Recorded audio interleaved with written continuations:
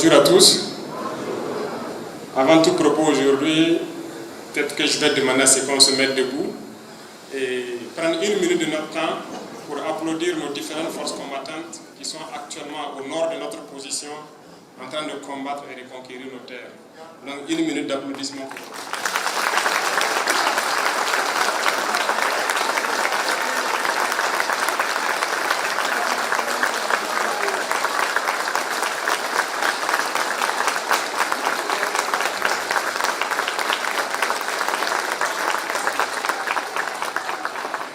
Merci beaucoup à tous, je vous en prie. Et on souhaite prompt rétablissement à tous ceux qui sont blessés et que Dieu accueille nos camarades tombés dans le royaume des cieux. Merci beaucoup à tous. C'est un grand jour aujourd'hui parce que nous avons décidé ce matin de venir nous entretenir avec vous dans la région de Yadgar. Et par définition, on sait bien que c'est la région où on ne porte pas de gants pour parler, où on dit la vérité de façon crue. N'est-ce pas? Et donc ce matin, je vais parler sans langue de bois. Je vais parler de manière crue et sans porter de gants également, je vais boxer. Donc, à bon entendeur, je pense qu'il y a des fortes attentes de toutes les populations, un peu partout dans toutes les régions, là où on passe. Je peux dire que les besoins sont les mêmes un peu partout. Nous avons pratiquement la même situation dans toutes les régions où on passe.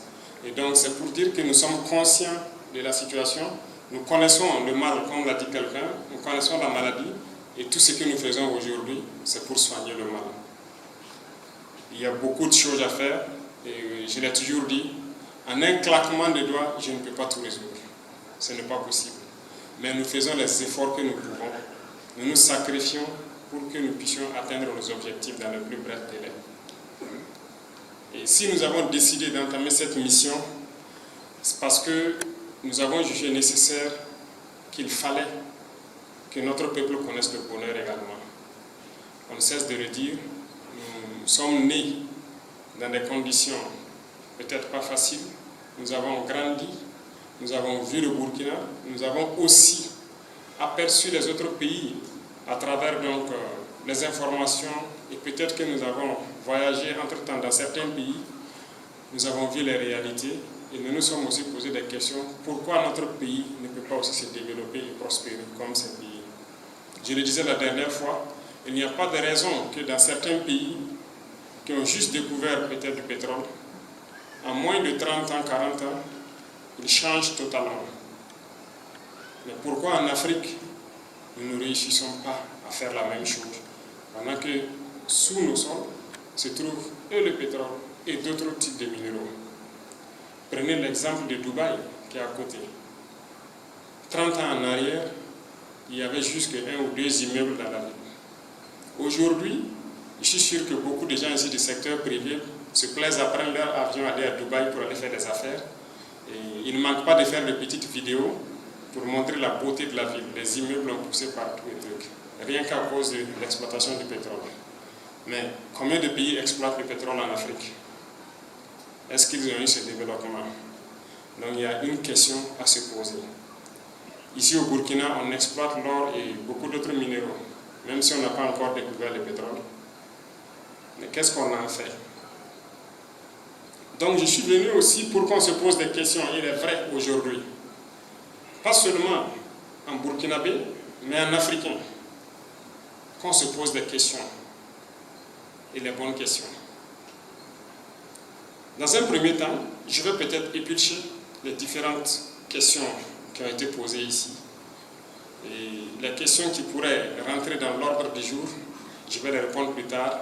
Ceux qui sortent de l'ordre du jour, je vais peut-être apporter quelques réponses et vous promettre que nous sommes à pied d'œuvre pour pouvoir résoudre tous les problèmes dans les brefs délais qu'on puisse le faire. Déjà, il y a un bon nombre de questions qui sont adressées directement à vous les ministres et je suppose que vous avez noté, notamment le ministre de l'action humanitaire concernant donc le centre des personnes handicapées, le centre des personnes âgées et tout ça. Vous allez voir ce qui est faisable. Et comme je l'ai dit, ces centres ne doivent plus être des centres juste faits pour se réunir ou à l'occasion des fêtes. Ça doit contribuer à la formation. Donc vous voyez dans l'urgence qu'est-ce qui peut être fait pour qu'on puisse les réhabiliter et qu'ils puissent... Et pour la carte d'invalidité, je pense qu'il y a lieu de... Vous allez voir qu'est-ce qu'il faut organiser avec les différents services pour que les gens puissent reconnaître la carte d'invalidité. Parce que ça ne sert à rien de les émettre et que les gens, arrivés dans des services, ils ont des difficultés avec. Donc vous voyez quel mécanisme vous mettez en place pour pouvoir le faire. En plus de cela, je pense que c'est à l'endroit de nos camarades étudiants également. La question des restaurants universitaires de cité, ça nous tient la gorge comme ça. Les infrastructures, les trucs, ça nous tient beaucoup la gorge. Mais soyez sûrs d'une chose, on a déjà commencé. L'initiative est lancée, on a déjà commencé. Et tout ce qui sera fait dans le milieu de l'éducation, je suis sûr que dans 10 ans, les gens seront surpris. Mais nous avons de vastes programmes pour pouvoir mettre les élèves et les étudiants dans les conditions de dignité surtout, et qu'ils puissent bosser. C'est vous l'avenir du pays. Voilà, c'est vous l'avenir. Nous, on a fini les études. Nous, on ne repartira plus étudier. Mais on veut faire en sorte que, je disais au ministre, si on doit construire et vous mettre dans les conditions, que ça nous donne l'envie nous-mêmes de repartir étudier encore. Donc, ça va venir. C'est vrai qu'il y a eu beaucoup de centres universitaires qui ont été construits avant nous, mais il n'y avait pas d'infrastructure. Donc aujourd'hui, on a commencé avec les amphithéâtres un peu. Les restaurants vont venir, les cités vont venir, mais en un claquement de doigts, je ne peux pas résoudre tout ça aujourd'hui. C'est vrai que les politiciens ont passé le temps à flatter les gens. Chaque fois dans les campagnes, on va vous faire ça, on va vous faire ça. Moi, je ne peux pas prendre ces engagements. Mais je vais peut-être vous surprendre et là où on peut le faire, on va le faire. Je le dis parce que tout de suite, j'ai causé avec le Balou Nawa, où il me parlait de la route Waïguya-Tougan, une route sur laquelle donc, ceux du secteur privé ont insisté là-dessus. Là. Il me faisait comprendre que cette route, on les a promis le bitumal avant que moi-même je ne naisse. Il est là.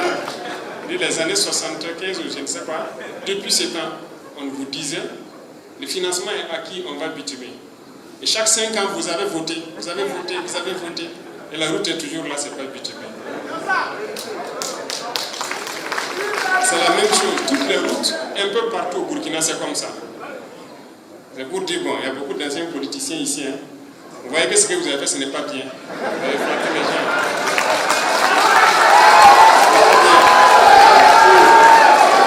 Donc, aujourd'hui, on a décidé de partir sur une nouvelle donne. Voilà. Et il faut que vous gardez le cap. Si on a créé Faso Mebo, c'est justement à cause de tout ça. Quand on se balade, partout au Burkina Faso, il y a des problèmes de route. Mais qu'est-ce qu'on fait? Il faut qu'on puisse s'équiper en masse, faire contribuer tout le monde et pouvoir faire nos routes rapidement. Et nous nous sommes donné le délai de fin d'année pour que toutes les régions, même les nouvelles, aient leur brigade sur place. Et c'est ce qu'on est en train de faire. Déjà, à Waïguya, la brigade est venue, mais elle est en train de prendre la main d'abord. Je le disais aussi au chef coutumier. Et donc, on ne peut pas amener une brigade nouvellement et puis l'amener directement sur le terrain. Il y a des gens qui ont été conducteurs qui sont rentrés là-bas. Les jours même qu'ils ont pris les camions vers les machines, ils ont grillé les disques d'embrayage. Donc, il faut qu'on les apprenne, qu'ils prennent la main sur quelques mois avant de venir et lancer les travaux. Donc, toutes ces routes-là, c'est vous qui allez programmer avec le gouverneur en tête, je le disais avec les chefs de circonscription. Vous allez décider quelles routes sont prioritaires et ainsi de suite, et vous allez faire vos routes. Donc, vos machines seront là, tout sera à votre disposition, vous faites les routes comme vous voulez, et l'État accompagne cela. Et je pense que ça sera pareil dans toutes les régions du Burkina Faso. Voilà ce qu'on veut. Il n'y a pas de raison que vous partez ailleurs, vous roulez sur de belles routes, vous vous filmez même. Ici aussi, on peut faire. Tout ce qui est faisable ailleurs est faisable ici. Donc, si sur ce point, il n'y a pas à s'inquiéter, on va y arriver. Voilà, on va y arriver, ça c'est une certitude. Pour les questions de certains centres, les salons, les journées de l'artisanat, les espaces et tout ça, donc je pense que les ministres ont noté tous ces points. je vais rester à l'écoute. À l'issue de la rencontre, chacun en ce qui le concerne pourra nous dire, même le rattachement, l'étudiant a parlé du rattachement de l'école à l'université, c'est vous qui allez étudier, voir si ce n'est pas possible que vous puissiez le faire, le retour, le pourquoi vous ne souhaitez pas le faire, ainsi de suite. La formation professionnelle, ils ont beaucoup parlé, beaucoup de personnes ont parlé de ça, donc vous voyez comment on peut intégrer au fur et à mesure dans les différents centres. Donc, il y a beaucoup d'autres questions sur lesquelles on va revenir plus en détail, mais il faut que nous soyons tous conscients du combat que nous menons et que nous restons surtout concentrés. J'ai remarqué que beaucoup de gens peut-être ne savent pas toujours où nous sommes, parce qu'ils ne savent pas d'où nous venons. Et je pense que celui de la veille citoyenne, pour la région ici par exemple, a dit quelque chose de très important. En 2022, quand on arrivait, la route de Waïguia était coupée. Même l'aérodrome de Waïguia n'était pas accessible. Et c'était inquiétant. Et c'était pareil pour presque toutes les villes. La route nationale numéro 1 même était coupée aussi. Mais je pense qu'il faut saluer les différentes forces qu'on a engagées, les VDB, qui se sont sacrifiés pour qu'aujourd'hui, nous puissions nous installer dans des zones comme Banou, comme Ségué et comme Niense qui est en cours actuellement. Et les forces sont en train de pousser le combat jusqu'à la frontière. Et tout sera sécurisé. L'ennemi ne peut pas nous vaincre si nous sommes une nation. Et pour rester une nation, on a besoin de discipline, comme je l'ai dit. On a besoin d'abnégation, on a besoin d'avoir un objectif sur lequel on se fixe. Et là, c'est de ça qu'on va parler en long et en large. Si on n'a pas un objectif, on va errer dans la nature, on ne saura pas où on part. Et si on ne sait pas aussi d'où on vient, on n'a pas de repère, c'est comme quelqu'un qui est au milieu d'un désert, qui n'a aucun repère, il ne sait pas où aller, il ne sait pas quoi faire.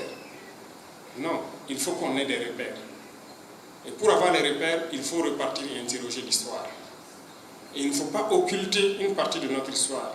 Et il ne faudrait pas aussi que le syndrome de Stockholm soit une maladie commune à tous les Africains. Vous connaissez le syndrome de Stockholm? C'est un syndrome qui fait que celui qui vient te faire du mal, tu finis par l'aimer et le protéger. Est-ce que vous comprenez? C'est-à-dire l'agresseur, là, celui qui te fait du mal, qui te torpille, tu finis même par l'aimer et tu le défends, tu le protèges. Beaucoup de gens sont atteints de ce syndrome de Stockholm. Que ce soit ici au Burkina ou en Afrique en général. Parce que l'Afrique a beaucoup souffert. Et on a voulu effacer l'histoire de l'Afrique. Et beaucoup même ne connaissent pas l'histoire de l'Afrique.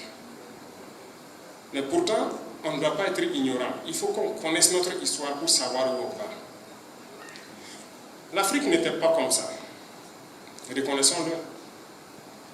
Je vous ai dit une fois, si nos ancêtres, dans nos brousses, on se balade, on voit que les ancêtres étaient capables de prendre la terre et enlever le fer. Mais pourquoi aujourd'hui on ne peut pas le faire? C'est qu'on a perdu quelque chose entre-temps. Et qu'est-ce qu'on a perdu? Comment on a perdu? Ce sont ces questions-là qu'il faut se poser. Et une fois qu'on se pose ces questions et qu'on a les réponses, on est guéri de notre maladie du syndrome de Stockholm. Et ces questions, il faut les poser de manière courageuse et les affronter. Et comme je l'ai dit, nous ne sommes pas des politiciens à éviter les problèmes. Nous, on affronte les problèmes et on les résout. On ne les déplace pas. Et il y a beaucoup de sujets dans nos sociétés, quand on veut aborder, c'est tabou, c'est truc. À peine les politiciens vont dire, si vous vous amusez ici, vous allez perdre votre base électorale, vous allez... Bon, nous on va aborder ces sujets, on va se dire la vérité. Et puis bon, si vous appréciez c'est ça, si vous n'appréciez pas aussi, c'est ça. Mais c'est notre histoire. Et il faut qu'on se rappelle de notre histoire, d'où nous venons, qu'est-ce qui nous a été fait pour qu'on soit comme ça. C'est un gros coup de gueule que je vais porter à tout le peuple noir, si je peux dire. Ici à Waïguia. Et pourquoi Waïguia? Je vais vous dire pourquoi Waïguia. Waïguia, ça veut dire quoi? Venir se prosterner. Ce que je vais dire aujourd'hui, c'est le départ d'une nouvelle manière de faire. Et par ça, si vous acceptez qu'on y aille, ceux-là qui nous agressent viendront se prosterner ici au Burkina. Mais si vous ne comprenez pas la portée de mon message, le lendemain ne sera pas bon. Et je veux qu'on s'écoute attentivement, qu'on comprenne ce qui se dit. Parce que beaucoup de gens ne savent pas ce que nous vivons. Ce matin, je disais aux différentes forces, il faut que tout le monde sache pourquoi on se bat.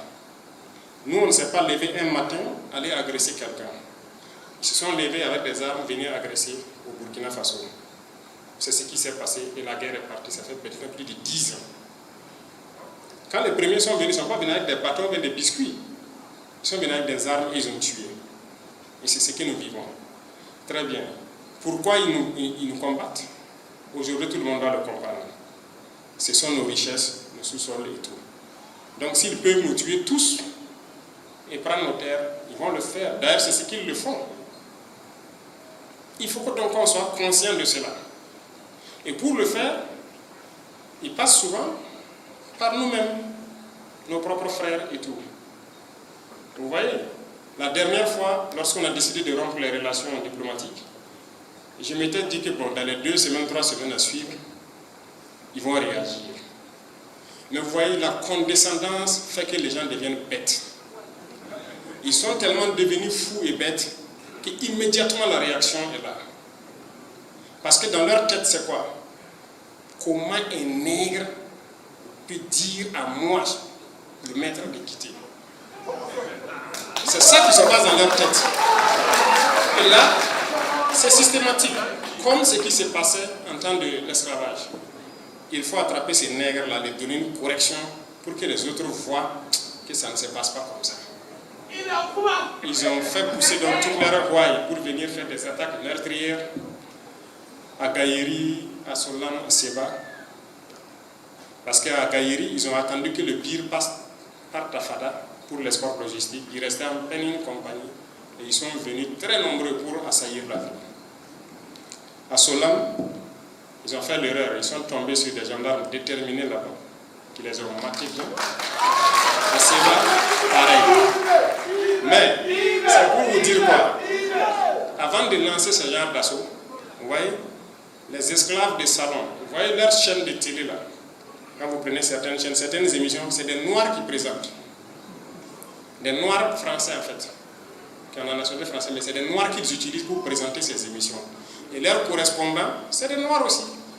Tu vois, même des Burkinabés qui ont jeté cailloux sur leur patrie, qui sont quelque part, c'est eux qui sont leurs correspondants et tout. Ces jours-là, ils se sont préparés. Ouais, ils se maquillent avant de rentrer dans les studios. Ils ont fini tout leur maquillage et tout. Ils attendent les résultats de l'attaque pour monter sur les plateaux et puis dire ils ont tué tant de RDS ici, ils ont rasé telle ville. Ça prouve que la sécurité, ça ne va pas. Comme il y a un qui avait menti grotesquement au niveau de l'Union européenne pour dire que ça ne va pas au Burkina. Donc ils s'apprêtaient à confirmer leur mensonge.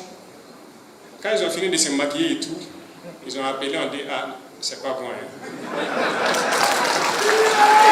Ils sont restés en deuil.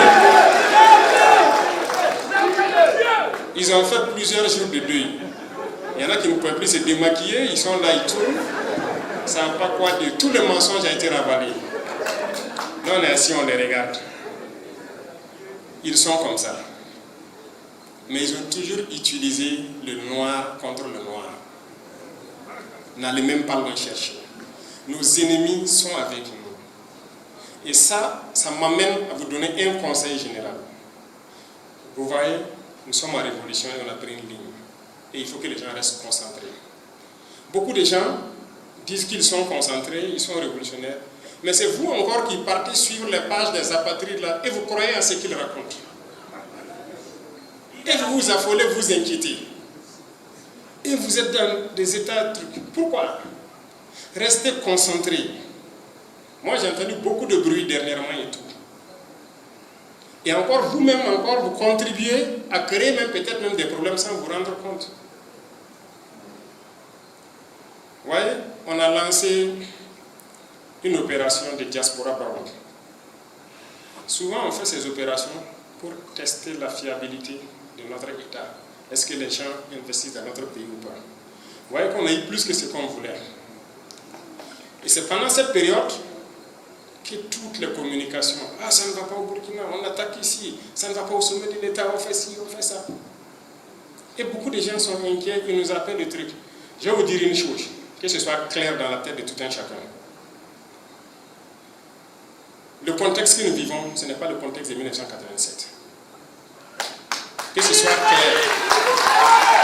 Moi, je n'étais pas en prison et que quelqu'un est venu en prison me chercher après un coup de tête me mettre au pouvoir, comme ce fut le cas avec Blaise Sankara. Donc, c'est carrément différent. Parce que oui, Sankara était en prison, Blaise a quitté à Pau, il est venu, il l'a libéré, il l'a mis au pouvoir. C'est normal qu'on parle peut-être de numéro 1, de numéro 2, je ne sais quoi. Ce n'est pas notre contexte. Moi, quand j'ai quitté avec mes hommes, j'étais en tête, il n'y avait pas un seul soldat devant moi. Donc, c'est pas la même chose. C'est pas que je suis venu à Ouagadougou, aller m'asseoir, me cacher dans une villa et puis dire aux gars, allez-y faire. Et puis le soir, je me bombe la poitrine devant la RTB. Ce n'est pas comme ça. Quand la 14-5 a tourné, j'étais à moins de 100 mètres et j'étais la première victime. Donc, évitez de faire l'amalgame. Il n'y a ni numéro 1, ni numéro 2, ou numéro combien. Il n'y a pas de numéro. Il n'y a pas deux capitaines dans un bateau.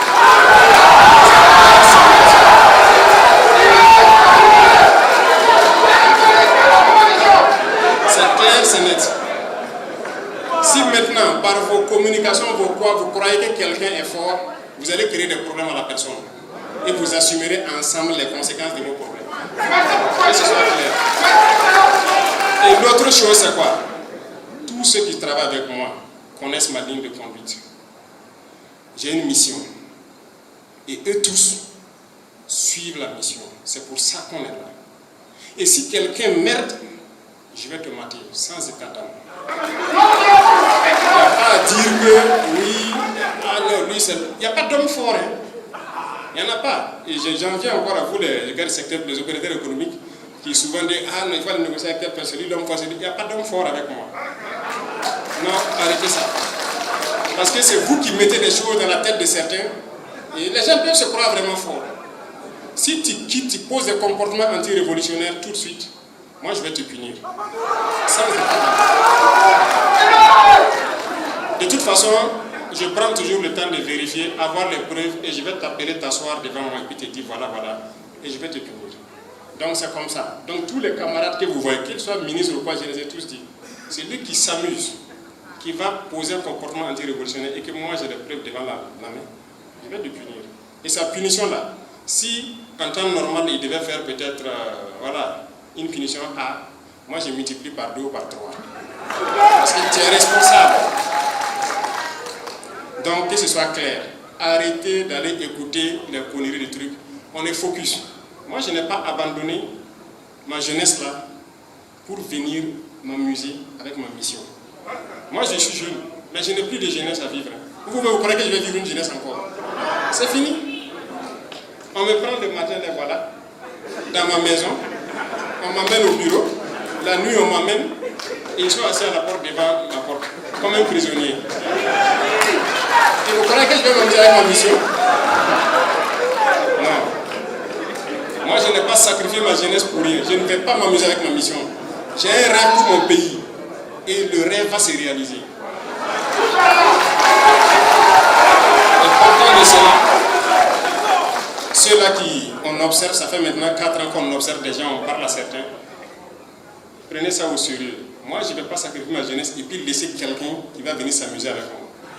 Maintenant, là, je vais commencer à percuter et puis avancer. Ceux qui savent, qui ne veulent pas de problème, il ne faut pas venir vers nous. Parce que vers nous, vous aurez des problèmes. Ne vous mettez pas en travers de notre chemin. Donc, restez concentrés, restez focus. On doit développer notre patrie, c'est ça le plus important. Tout le monde doit manger à sa faim, comme l'a dit le responsable des personnes âgées. Je suis très content d'entendre que nous mangeons au présent de l'indicatif. Ça, c'est une fierté. Mais on passait le temps à quémander, des gens viennent nous donner à manger, c'est ça. Dernièrement, beaucoup de pays viennent nous voir pour les ONG. Je dis, mais attendez, Qu'est-ce qui se passe? Vos ONG humanitaires, c'est rentré, c'est sorti ici. Nous, on a notre dignité à défendre. Il y a des choses qu'on n'accepte plus. Allez-y donner ailleurs. On ne veut pas de votre aide. Il n'y a pas de là. Non. Ce qui veut dire qu'ils ont d'autres choses derrière la tête. Ce n'est pas donc de l'aide. C'est comme l'a dit quelqu'un. Si vous voulez venir aider un père de famille, parce que ses enfants ne mangent pas bien, pourquoi vous allez venir et puis vous ne donnez pas au papa là discrètement de les donner? Vous voulez aller vous-même donner aux enfants pour dire que le papa ne vaut rien. C'est ça que vous voulez dire.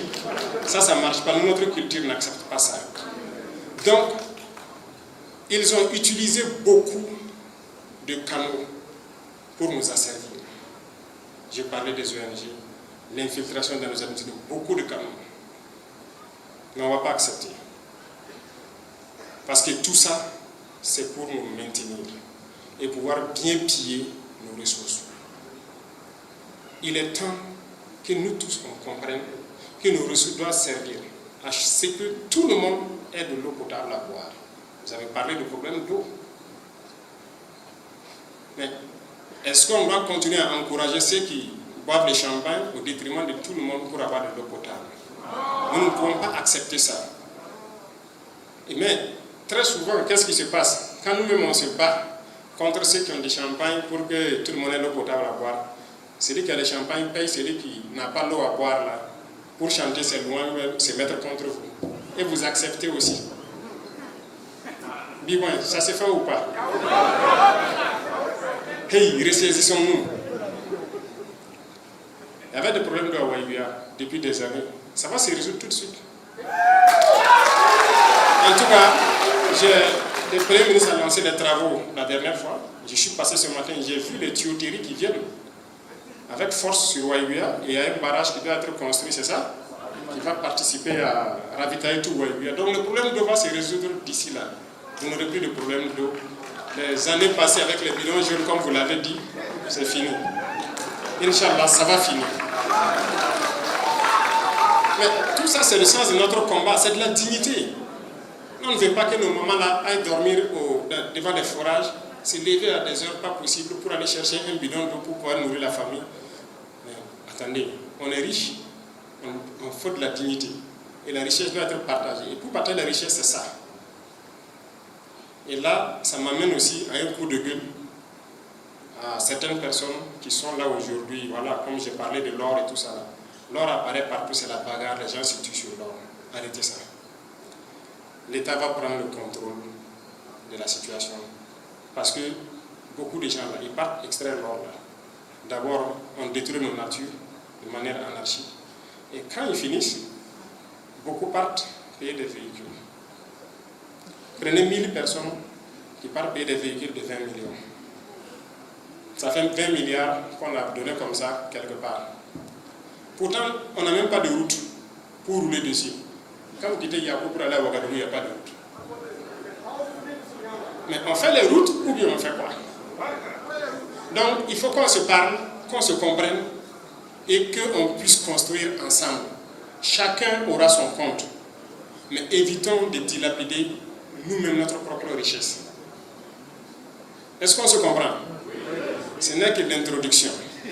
Pour que vous compreniez un peu là où je pars. Parce que je vais vous choquer aujourd'hui. Et choquer tout le monde.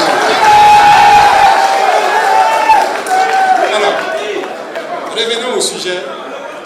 Vous devez comprendre la contexture générale. Qu'est-ce que ces gens-là veulent de nous et qu'est-ce que nous-mêmes on veut de nous-mêmes? C'est de ça qu'il s'agit.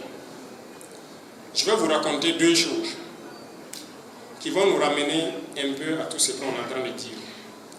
Vous savez, entre nos quatre murs, il y a des choses qui se disent avec ceux qui viennent nous voir.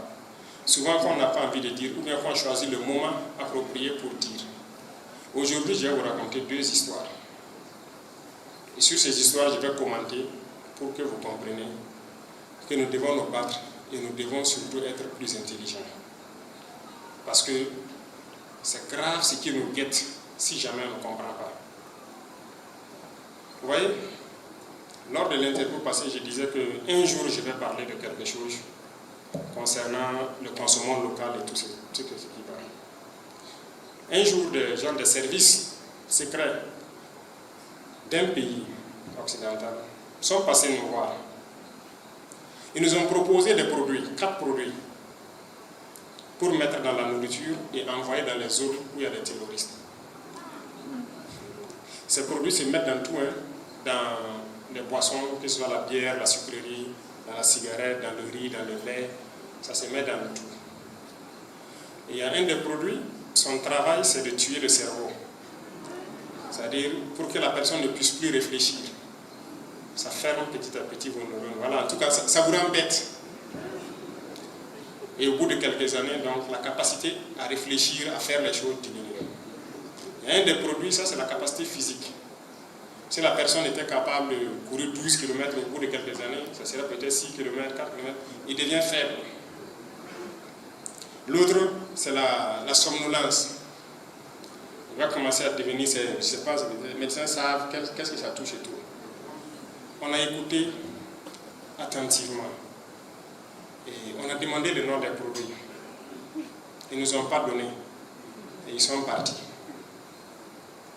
Mais avant de partir, on les a demandé, est-ce que vous avez déjà expérimenté quelque part? Est-ce que ça marche vraiment? Sinon, pourquoi on va payer et puis faire ça? Parce qu'ils sont venus nous proposer, c'est pour que les zones où il y a les terroristes, que ces individus-là s'affaiblissent et dans peu de temps, dans quelques années, on peut les écraser facilement en fait. Ils nous ont dit que oui, ils ont déjà utilisé ça quelque part. En Afrique, quelque part en Asie également. Ils ont déjà utilisé ça plusieurs fois. Vous savez, ce qui m'a fait froid,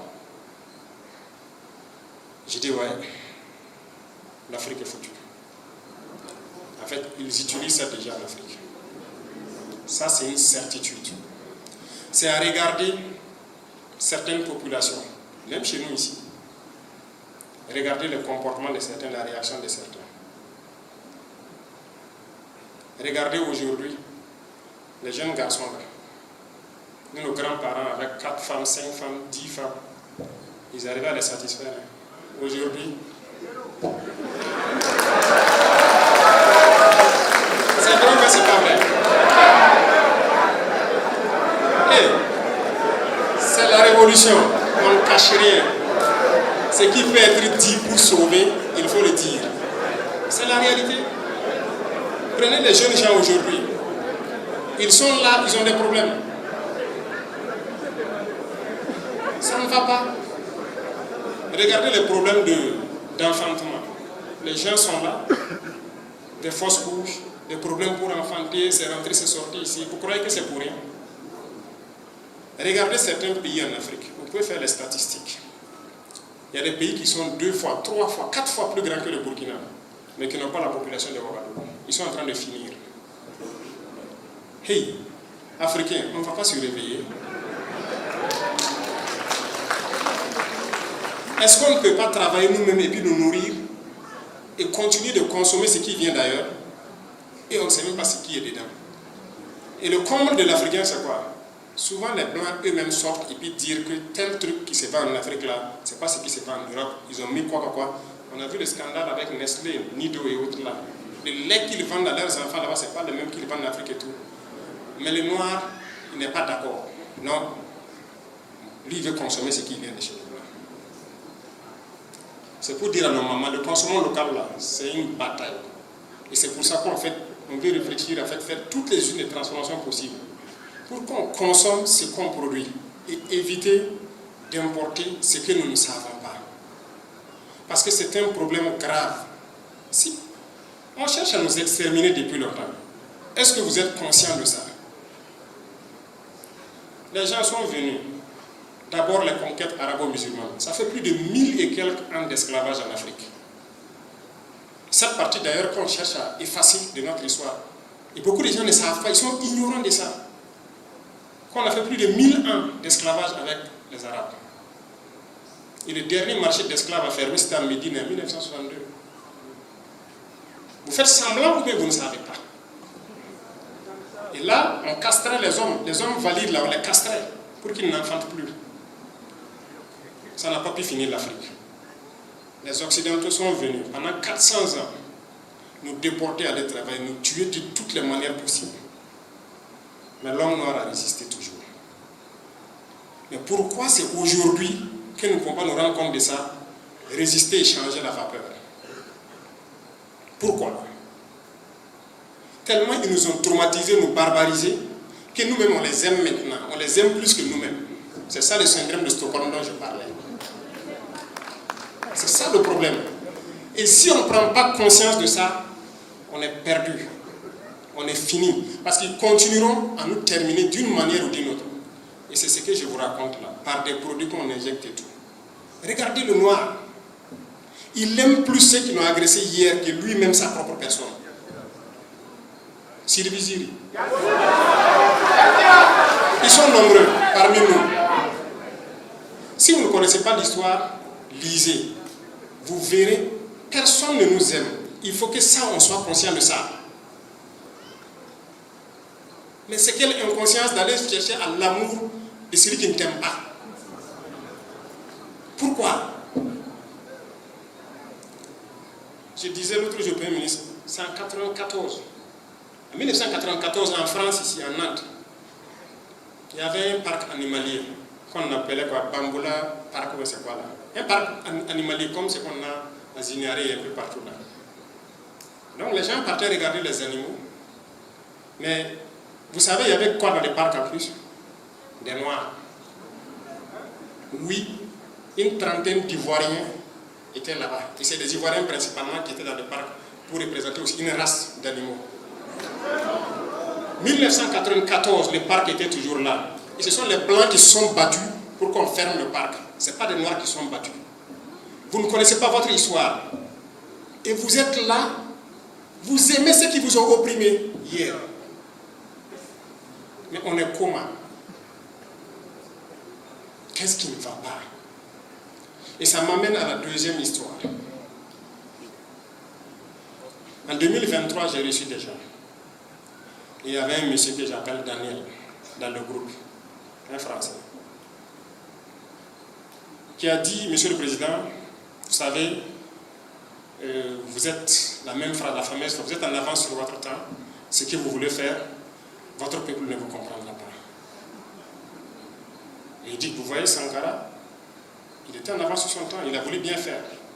Mais vous voyez, quand on a tué Sankara, c'est passé comme une lettre à la poste. Voilà le terme qu'il a employé. Effectivement, personne n'a branché. Vous avez acquiescé, vous avez apprécié, alors qu'il n'avait plus la révolution. Qui est sorti marcher contre la mort de Sankara et tout. Et je lui ai dit, mais oui, mais les époques ont changé, c'est tout quelque chose. Il me dit non. Il me dit, Monsieur le Président, le noir est maudit. Il me dit, excusez-moi, mais le noir est maudit. Ils ne pourront jamais comprendre ce que vous voulez faire. Ils ne pourront jamais être constants. Vous allez voir. En temps normal, si je n'étais pas président, il partirait avec des dents en moins peut-être. Mais je me suis agrippé à ma chaise, serré le cœur et j'étais assis, je l'écoutais. Et il m'a rassuré que vous ne comprendrez jamais ce que je vais faire. Et que viendra un moment où vous allez exprimer ça. Et tout. J'ai dit merci et je les ai dit au revoir. Vous voyez, je me suis rappelé de lui il n'y a pas longtemps. Et à quelle occasion? Parce que ce monsieur est de la DGSE. Et vous voyez qu'ils ont manœuvré tout. Ils ont tout tenté. Tout ce que les gens souhaitent, c'est la guerre civile au Burkina. Là, si vous tuez, on vient piller l'or et qu'on repart, c'est tranquille.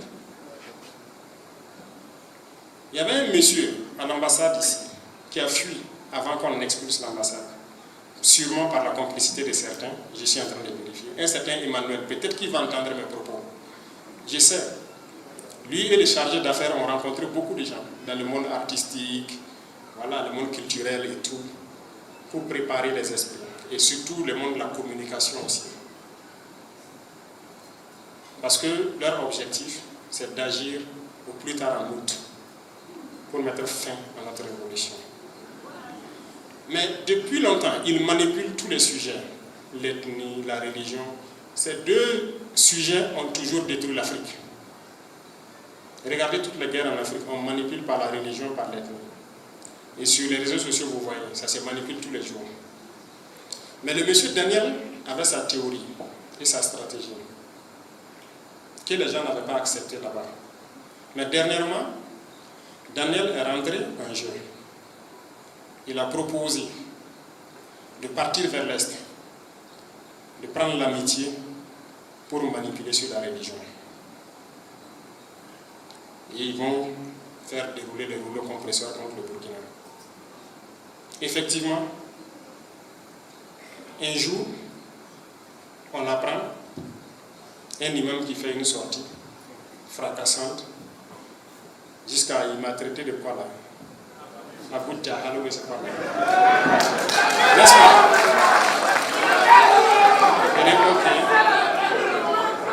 Après cela, le lendemain ou le surlendemain, il y a une petite minorité estudiantine qui se font appeler les rouges vifs, qui font, comme ils ne sont pas nombreux, ils font sur Facebook des déclarations qui n'ont rien à voir avec la situation. C'est le plan de Daniel. Et je crois que ceux qui devraient suivre, ce sont les syndicats, qui devraient aussi se retrouver à bout de travail pour des déclarations et espérer dérouler le rouleau compresseur contre nous. Quand on a dit d'arrêter ce monsieur en question, effectivement, c'est ce que Daniel voulait, qu'on l'arrête. Et si on l'arrête, on va voir maintenant la suite des événements. Au passage, ce monsieur-là est foncièrement mauvais. Et il est foncièrement malhonnête, et je vous le dis pourquoi. La loi sur laquelle il a parlé, il a lu la loi, il a compris la loi. Ce n'est écrit nulle part qu'il est interdit de prier dans les services. Nulle part. Mais c'est ce qu'il a dit. Pour manipuler des écervelés qui vont le suivre. Ah, il veut interdire la prière. Ah, il veut interdire la prière. Moi, j'ai musulman aussi. Mais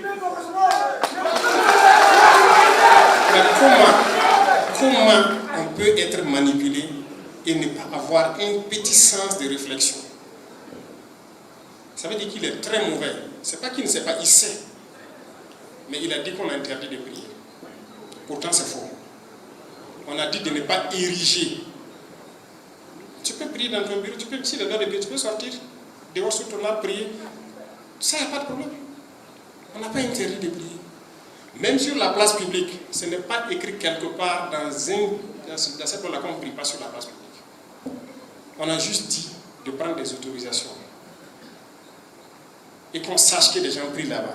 Imaginez vous partez, vous priez quelqu'un, les pompiers viennent pour passer pour aller un incendie, et puis la route est barrée. Il faut que chez les pompiers, là, ils peuvent vous dire, chaque matin, normalement, on dépose chez eux les autorisations que la mairie donne pour les activités sur les voies publiques. Pour que quand ils veulent sortir pour des interventions, ils savent le passer. Donc on n'a jamais dit qu'on ne prie pas sur la place publique. Mais ce monsieur, il a dit ça. Bref, je ne vais pas commenter ce qu'il a dit. Mais comme il est fort, il se croyait fort. Puisqu'en 2019, il a même créé une police islamique, ou c'est quoi là. Et les politiciens ont eu peur, ils n'ont rien fait. D'accord. Je répète encore, il n'y a pas deux capitaines dans un bateau. Que ce soit clair. C'est lui qui cherche ses problèmes, il aura ses problèmes. Quand on l'a arrêté, qu'est-ce qui s'est passé? Les gens sont sortis aussi, ces soi-disant partisans, prendre les rues et les réseaux sociaux, en train de foutre la merde. Les forces de l'ordre sont sorties, ils ont mis l'ordre. Mais c'est pour dire quoi? C'est ce jour que je me suis rappelé de Daniel. Et j'ai dit, ce monsieur, il faut que je reparte et remémorer tout ce qu'on a discuté. Est-ce qu'on est vraiment maudit ou pas?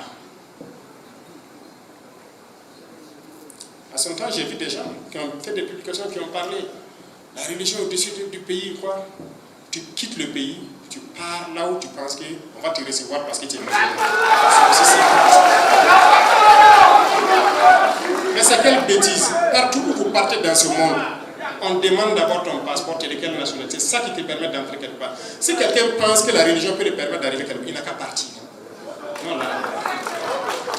Et il faut que nous, les musulmans, on fasse attention. faut être modéré. Et ça, je salue parce que c'est uniquement une minorité en fait extrémiste qui est dans ce contexte. La majorité là. D'ailleurs, même les bons imams, quand on entend prêcher ce truc là, nous-mêmes on va maintenant les encourager. C'est eux qui vont former les gens à l'islam. Mais les radicaux là, on ne va pas s'entendre. Si tu es radicaliste et tu penses que ton pays là est en deçà de toi, de ta religion, tu sors, tu pars où tu veux. Est-ce qu'on est maudit ou pas? C'est la question que je veux qu'on se pose aujourd'hui. Je vais vous développer un certain nombre de sujets. Et on va se poser des questions. Quand on a décidé que tout le monde doit manger à sa faim, on a payé des tracteurs, on a payé les intrants, on a fait faire des semences, tout, l'agriculture a avancé, on a pu bien produire. Et donc, depuis quelques mois, on a décidé d'interdire l'importation du riz, c'est ça? Parce qu'on a produit assez de riz pour qu'on puisse manger. Et le marché, donc, pour le réguler. Mais il y a des gens qui importaient du riz, qui ne sont pas contents, et qui nous ont dit qu'on va échouer. Et ils prient Dieu tous les jours qu'on échoue. Lui, il préfère prendre l'argent du Burkina, aller payer le riz du paysan en Asie pour venir, mais il n'aime pas que ce soit nous, nos paysans, qui bénéficient de ça. Est-ce qu'on est maudit ou pas? Donc il y a des gens qui sont quand même maudits. Sinon, ça ne se comprend pas. Vous allez détecter à travers mes propos tous ceux qui ont le gène de la malédiction en eux. Et comme je dis encore, notre grosse chance, c'est que la grande majorité n'est pas maudite. Vous avez compris. C'est une minorité qui emmerde. Il y a beaucoup de domaines où on veut avancer et des individus refusent qu'on avance parce que eux, leurs intérêts comptent plus que tout. Moi, je ne vais jamais accepter. Et si vous n'arrêtez pas, en tout cas, on va se faire la guerre et moi, je vais vous combattre. Ça, c'est sûr, c'est net. C'est la masse populaire qui compte. On ne peut pas être là depuis qu'on existe là. Vous avez tous les avantages, vous avez tout. Mais faites pardon, les gens doivent manger aussi. Les gens doivent vivre dignement. Mais pourquoi des gens vont se battre contre ça? Et ils manipulent. Et c'est là que je disais, il y a peu de temps, que ceux-là qui ont du champagne, quand on veut que tout le monde ait l'eau potable, ils payent ceux-là qui n'ont pas l'eau à boire pour nous combattre.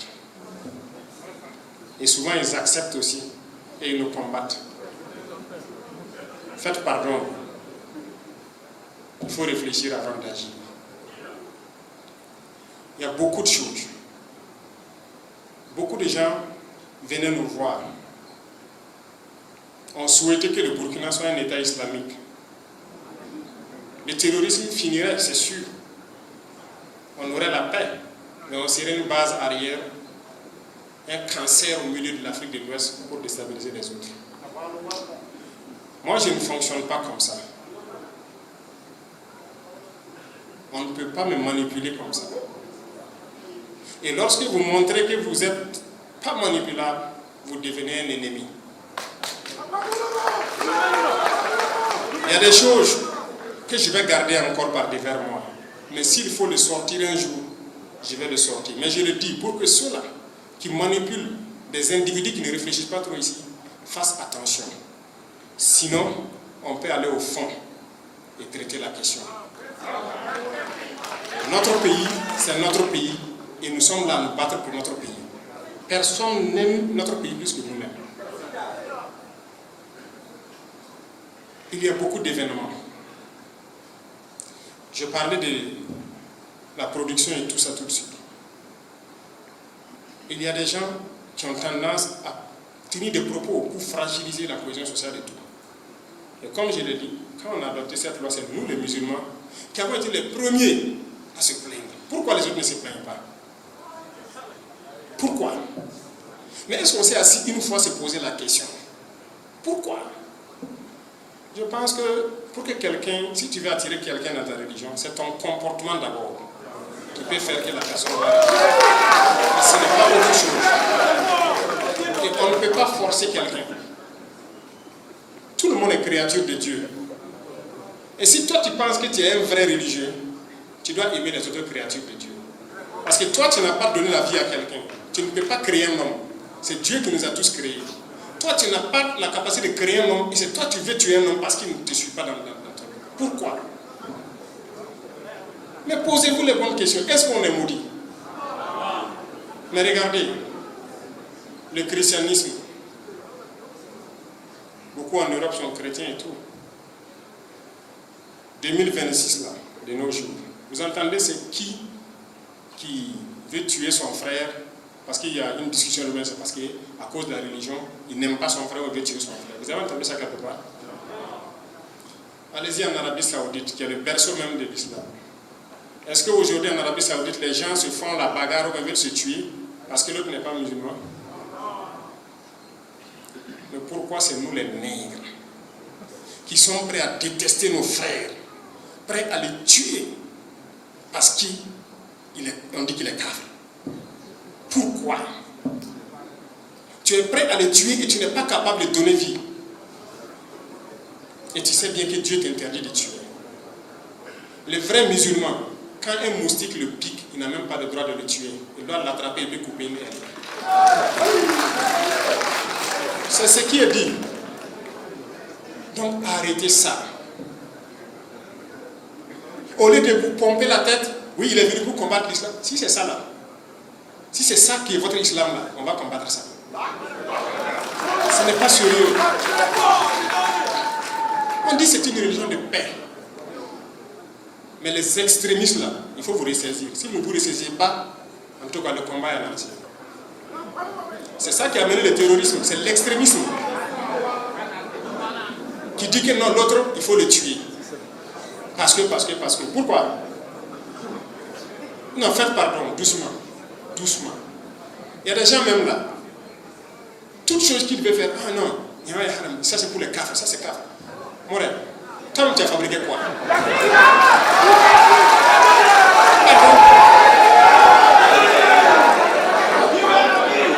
Non, je l'ai dit parce que c'est vrai.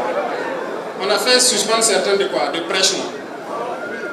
Et ça va continuer. Si les gens continuent, ça va continuer. On va les suspendre de prêche si quelqu'un sort au hasard. Et c'est là encore, je félicite tous ces imams valeureux, dignes et patriotes qui continuent de prêcher la bonne parole et éveiller les consciences. On en voit beaucoup et on les félicite, on les encourage. Mais les extrémistes, on va les combattre. Si tu penses que tu peux vivre au 7e siècle, tu pars, tu trouves une brousse, tu t'assois là-bas et tu vis.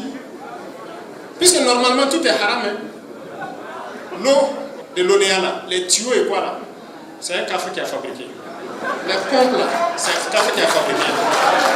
La lumière là, c'est un café qui a fabriqué. Les micros même dans lesquels tu parles, c'est un café qui a fabriqué.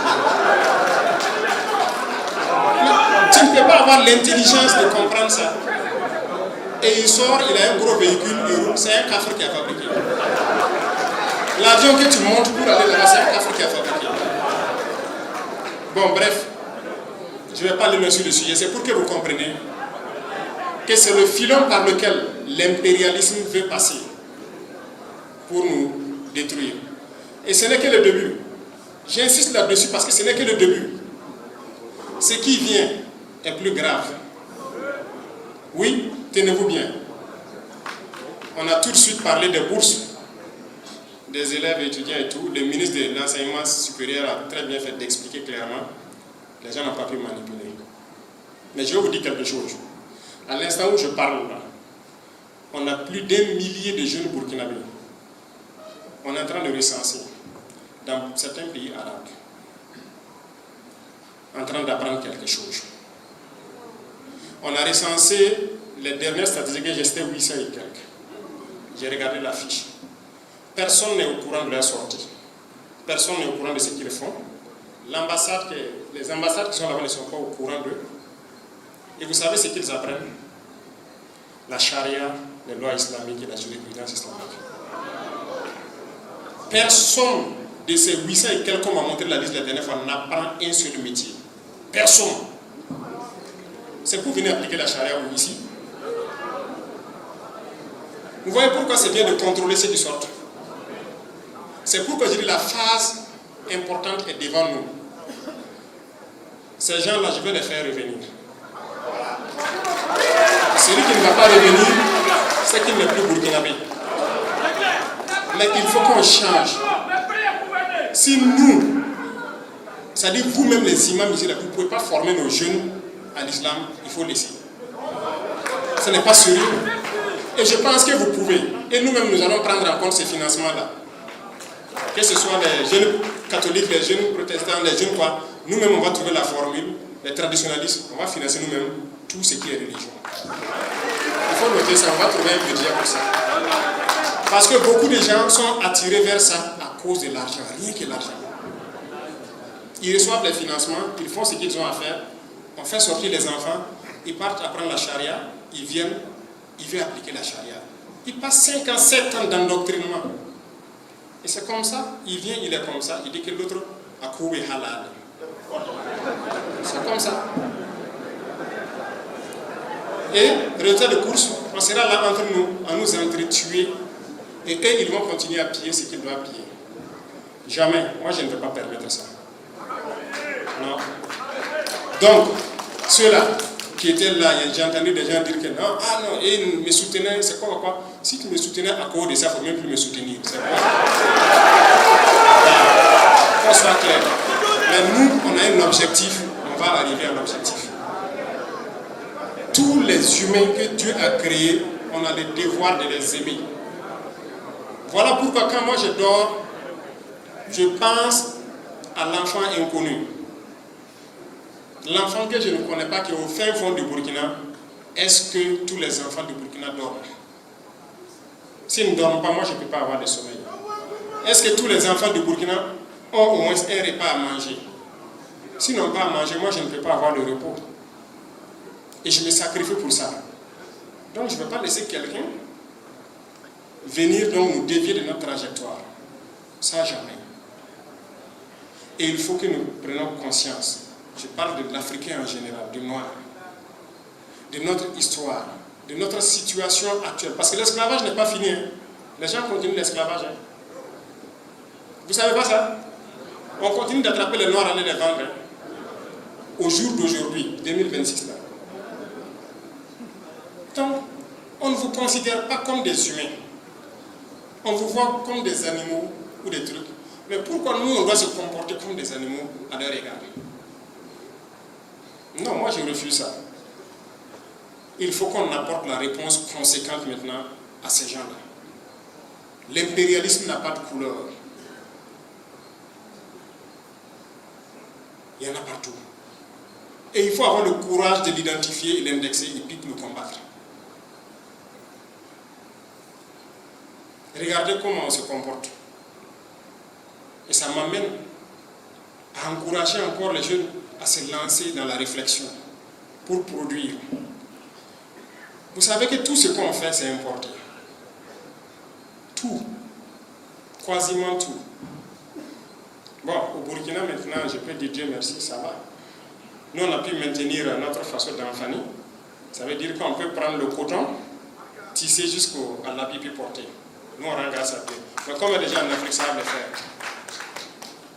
Tout est importé. Et puis, il est fier même de porter la veste importée, et puis il tire ça, et puis il est content. Non, on doit changer de comportement. On ne fabrique rien. Et je disais, on va ouvrir des universités, de technologie et tout, et nous devons réfléchir. Nous devons réfléchir pour créer. Si depuis les années 1800, ils ont créé des moteurs, au jour d'aujourd'hui, le même moteur de P50 ou de CT là, on n'est pas capable de fabriquer. N'est-ce pas?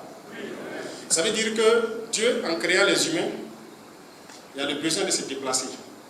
Il a mis toutes les ressources à notre disposition. Le vent, le soleil, le feu, qui sont les trois choses les plus puissantes. En plus de ça, il a mis la terre et l'argile, le sang de la terre qui est le pétrole. C'est ça, non? et le fer. Le fer et toutes ses composantes qui donnent l'acier. Il a mis ça à notre disposition pour faciliter notre vie. La terre et l'argile, on peut cultiver avec, on peut faire le ciment avec, on peut faire beaucoup de choses avec. Le fer et ses composants, c'est l'acier qui rentre dans vos bétons et tout ce qu'il y a. Et le sang de la terre, c'est le pétrole, qui est l'énergie globale que nous avons. Mais qu'est-ce que nous, les Noirs, on fait avec tout ça? On n'est pas capable de prendre l'argile aujourd'hui transformée en ciment de nous-mêmes. Parce que les usines, là, on les paye. On ne fabrique pas. On n'est pas capable de prendre du pétrole aujourd'hui brut, créer nous-mêmes une raffinerie pour le raffiner. On ne va pas payer l'usine. On ne fabrique pas. Aujourd'hui, on n'est pas capable de prendre la terre comme ça et extraire le fer dedans pour mettre du carbone et faire de l'acier. Est-ce que c'est normal? Mais est-ce qu'on est maudit ou pas?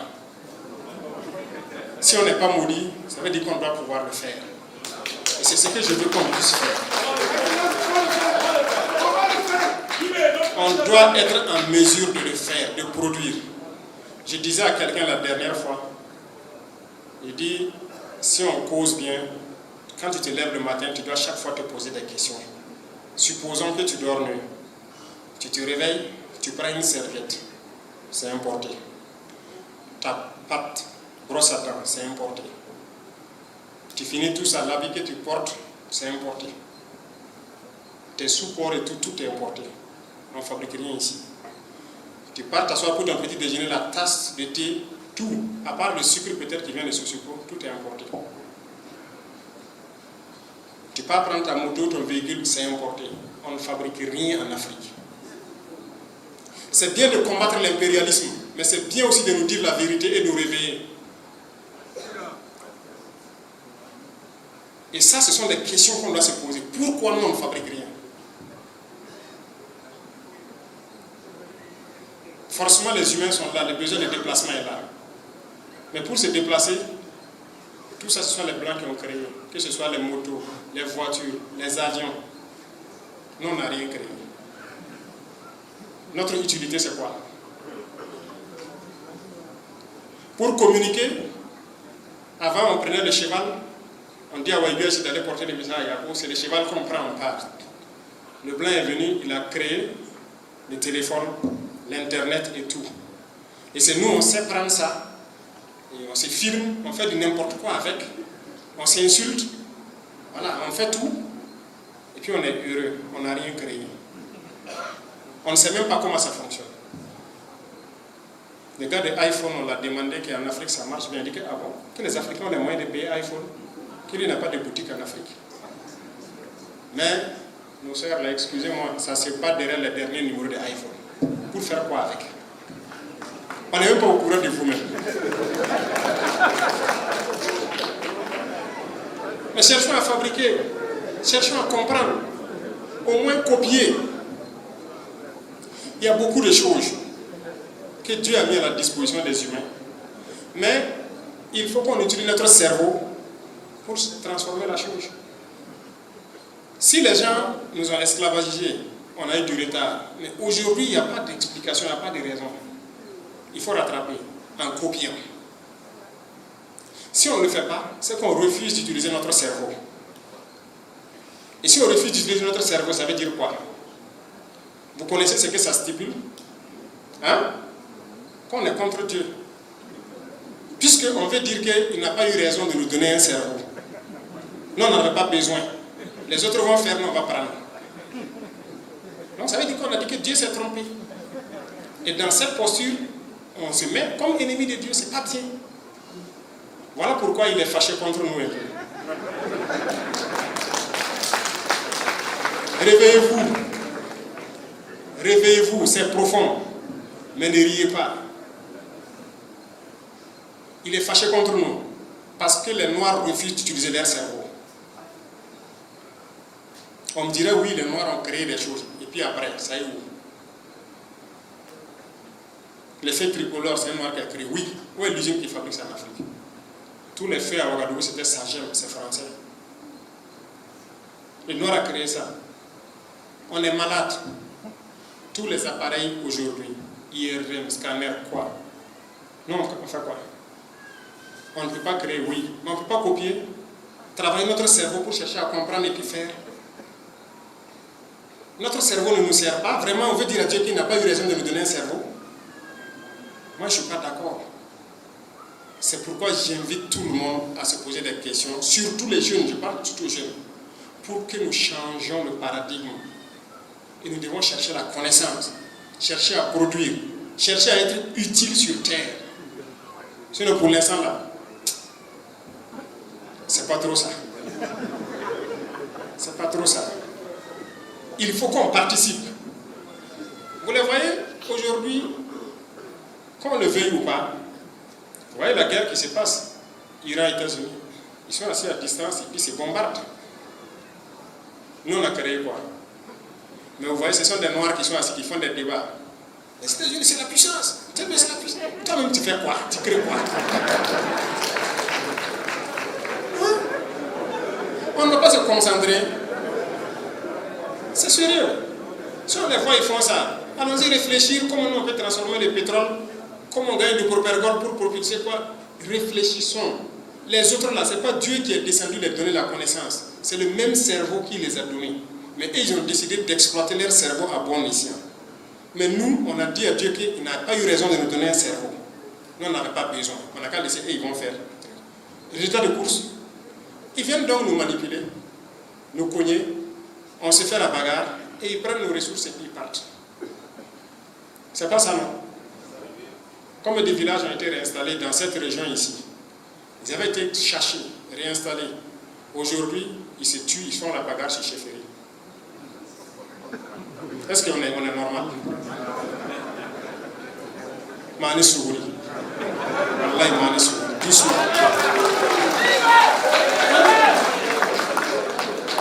Non.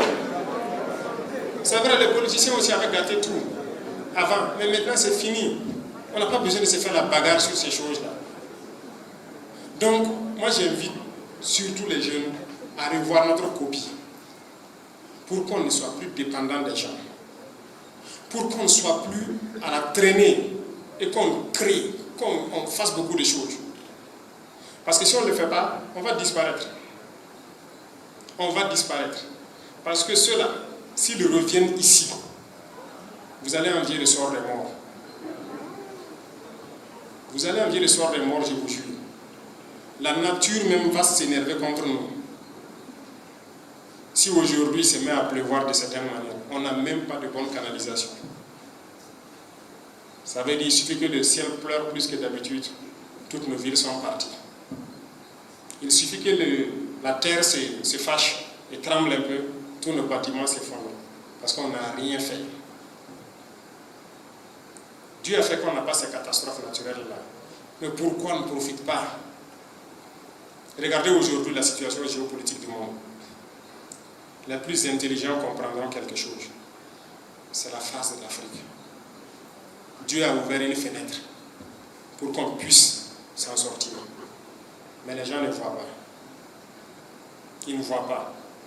Et quand nous on fait l'effort de parler, de sensibiliser, oui, les plus intelligents comprennent, mais vous verrez les idiots demain, ils vont nous insulter.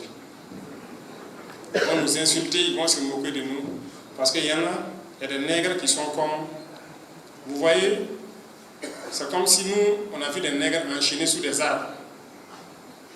Leurs maîtres les maltraitent, la nuit ils partent les enchaîner sous les arbres, ils sont couchés là-bas. On dit on va aller les sauver. On fait tout le combat nécessaire. Traverser les champs de mines, les barbelés et tout. On arrive, on enlève les chaînes et on dit les gars, suivez-nous, on va partir. Certains vont vous suivre. Mais il y a des nègres là. Il va crier, oh maître, il est venu me sauver.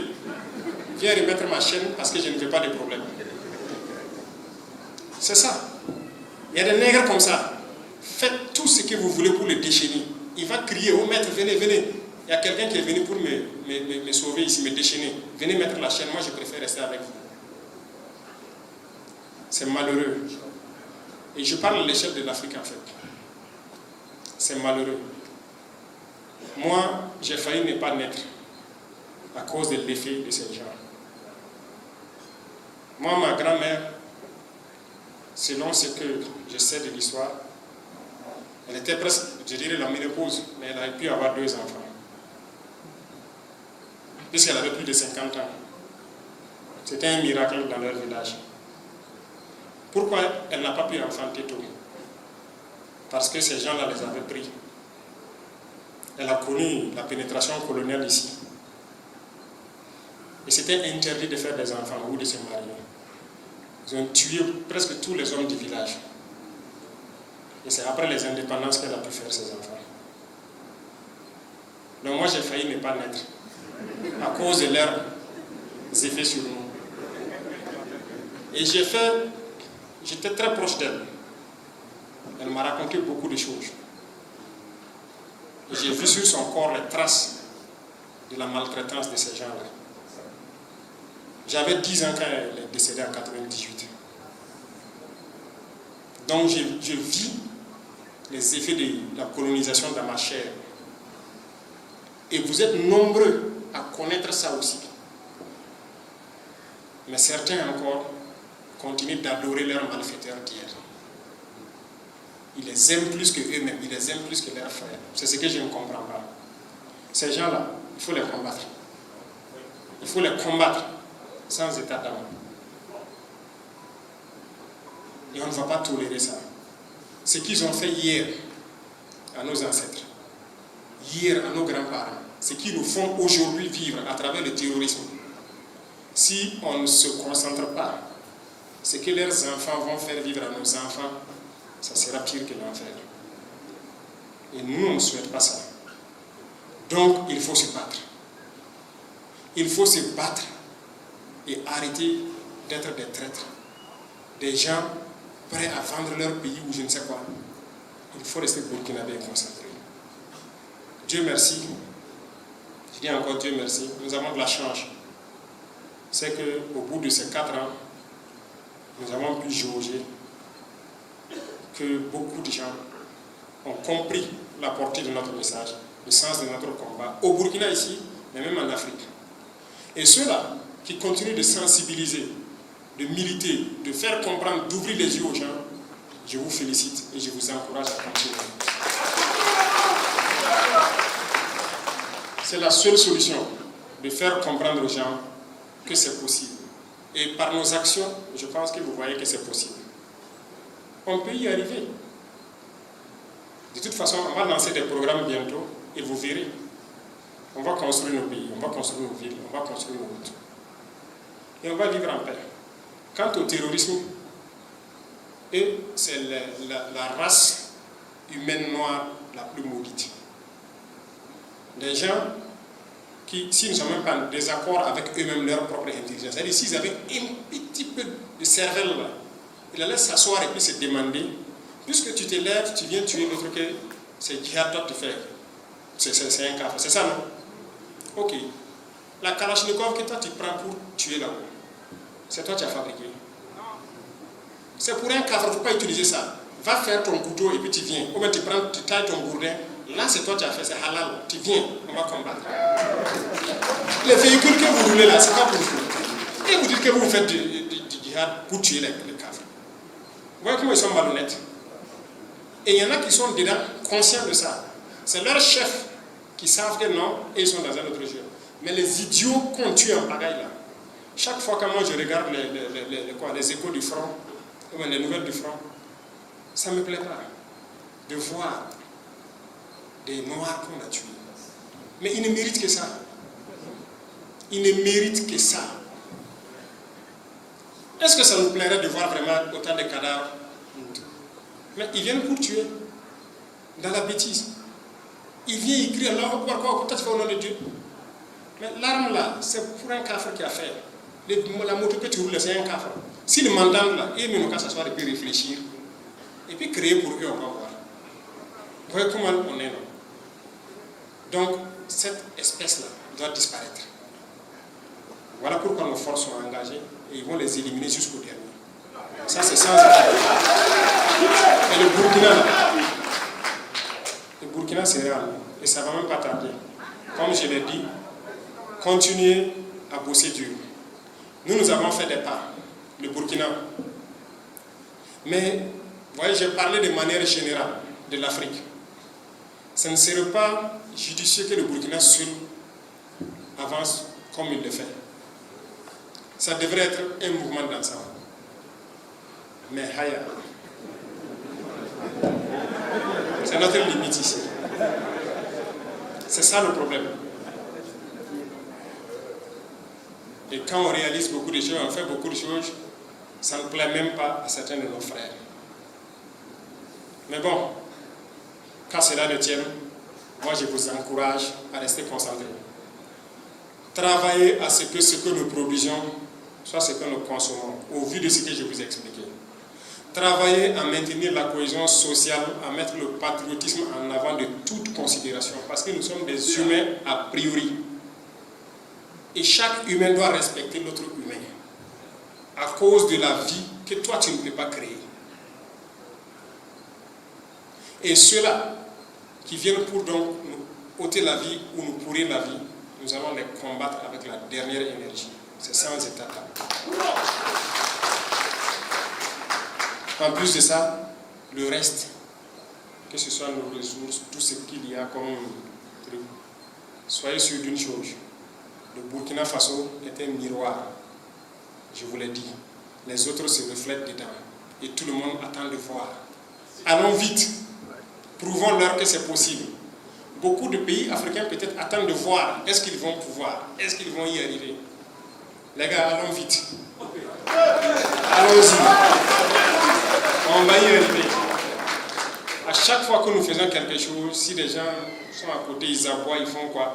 Ne les regardez pas. Quand vous voyagez là, c'est pas chaque chien qui aboie que tu prends un caillou, t'arrêtes pour lapider. Non, continue. Il va voir à la fin là où tu es arrivé. C'est ça le plus important. Donc, j'ai dit je vais parler sans porter des gants. C'est comme ça. Voilà, ils sont à Waibia et à Waibia on parle comme ça. Mais je savais que si j'ai envoyé la brigade de Fada avant la brigade de Waibia, je ne pouvais pas venir ici. Voilà pourquoi j'ai mis les deux brigades.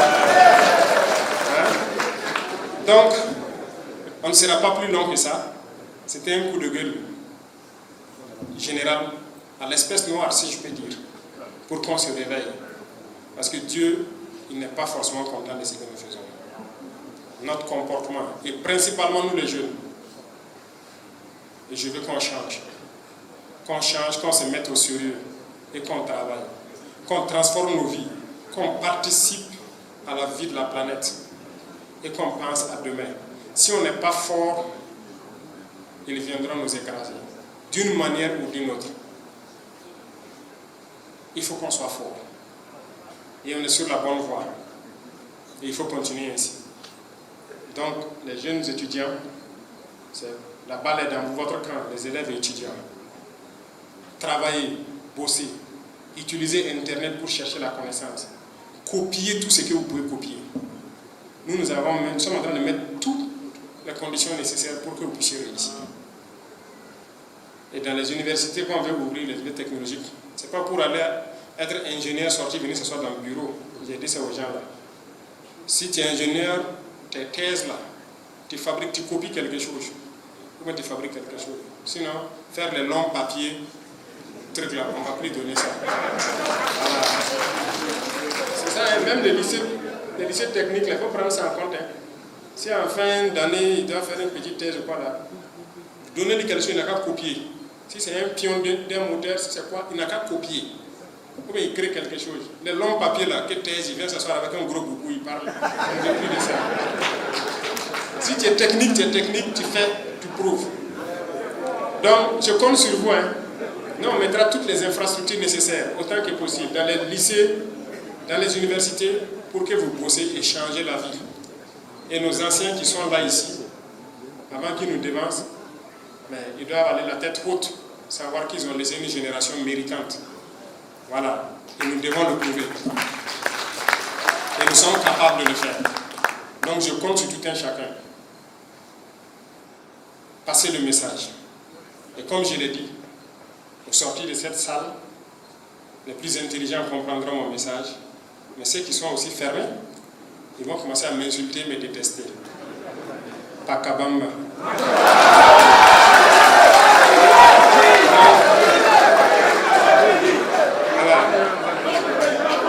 reste concentré. On reste concentré. Les lendemains meilleurs nous attendent. C'est possible. C'est possible. Je veux que vous croyiez en vous. C'est possible. Croyez en vous. Je vous jure que c'est possible. Tout ce que vous imaginez, c'est possible. Prenez le temps qu'on le fasse bien. On ne pourra pas le faire comme ça, en un coup, mais c'est possible. Bonne concentration à tout un chacun. Que Dieu donne une bonne intelligence à tout un chacun. Que Dieu nous éveille, nous éclaire et nous illumine. Ça, c'est le plus important actuellement. Que Dieu guide nos pas, nous inspire et nous donne donc un bon cœur pour agir en faveur de chaque Burkinabé qu'on croise, agir en faveur de chaque Africain qu'on croise, agir en faveur de chaque citoyen du monde, chaque créature de Dieu qui est épris de paix et de justice. Que Dieu nous aide à pouvoir agir en faveur de ça. Je vous souhaite donc une très bonne journée. Merci beaucoup à vous pour ce long temps d'écoute et que Dieu bénisse notre chaque